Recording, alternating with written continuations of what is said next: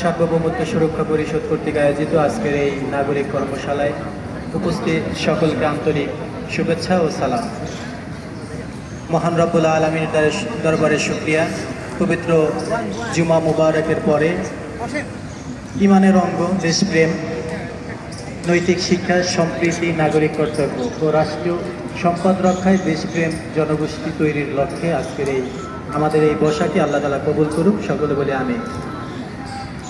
সম্মানিত উপস্থিতি, আমি একজন ছোট মানুষ। এতক্ষণ পর্যন্ত আলোচনা থেকে আমি যতটুকু জানতে পারলাম এবং আমার ভিতরে যতটুকু ধারণা বুঝ তৈরি হয়েছে যে আসলে দেশপ্রেম, তো দেশপ্রেমের জন্য তো এদেশে অনেক নাগরিকই বলে, আসলে অনেকে আবার রাষ্ট্রীয় দেশপ্রেমের কথা বলে রাষ্ট্রের অনেক উচ্চ পর্যায়ে চলে যায়। এর ভিতরে প্রশাসন আছে, তারা দেশপ্রেমের শপথ নিয়ে থাকে, অথচ দেখা যাচ্ছে এই দেশপ্রেম শপথ নেওয়ার পরও ওই যে ভারতের বর্ডার, মায়ানমারের বর্ডার, সেখান থেকে দেশের অনেক ক্ষতি হয়ে যায়। আমি বিস্তারিত বলবো না, তবে আমি যতটুকু মনে করি, সময় বেশি নিব না, নৈতিক শিক্ষার খুব অভাব আছে আমাদের। আমরা যত যাই বলি, নৈতিক শিক্ষা যতক্ষণ পর্যন্ত আমাদের ভিতরে ফিরে না আসবে ততক্ষণ পর্যন্ত যতই মুখে বলি দেশপ্রেম, আসলে আমার মনে হয় না দেশপ্রেম আসবে। রিসেন্টলি ফেসবুকে একটা ভাইরাল টপিক দেখেন, একজন ইওনো, তার নৈতিক কতটা অবক্ষয়, এটাও পার্বত্য চট্টগ্রামে সম্ভবত উনি আসে অবস্থানরত। তো সেখানে এরকম যে নৈতিক অবক্ষয় হয়, সেখানে নৈতিক শিক্ষার জন্য আমাদের দেশে এখন পর্যন্ত গুরুত্ব দেয় না।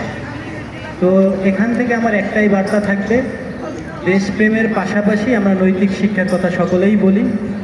আর ইরানের কথা অনেকেই বলছেন, ইরানের ভিতরে দেখেন, মালয়েশিয়ার ভিতরে দেখেন, তারা কতটা নৈতিক শিক্ষাকে গুরুত্ব দিচ্ছে। এজন্য কিন্তু তাদের এত ভয়ের কারণ নাই, তারা কাউকে ভয় পায় না। তো 95% মুসলিম দেশে আমরা নৈতিক শিক্ষার কথা কিন্তু ওরকম আলেমোলামাও বলে না, বললেও তাদের নিজেদের প্রতিষ্ঠান কীভাবে ডেভেলপ করবে সেই চিন্তা করে। আমি মনে করি সেই বুয়েট বলেন, ডিইউ বলেন, আরইউ বলেন, আর কুষ্টিয়া ইউনিভার্সিটি বলেন, প্রকৃত নৈতিক শিক্ষা আমার মনে হয় খুবই অভাব আছে। কিছুটা যদি পারিবারিকভাবে পেয়ে থাকে, তার ভিতরে সত্যি দেশপ্রেম আছে। সেটা ছিল ওসমান হাদি, শরীফ ওসমান হাদির প্রতি আমি বিনম্র শ্রদ্ধা, তার বিচার দাবি করে আমি আমার বক্তব্য এখানেই শেষ করছি। আল্লাহ হাফেজ, সকলকে ভালো থাকবেন।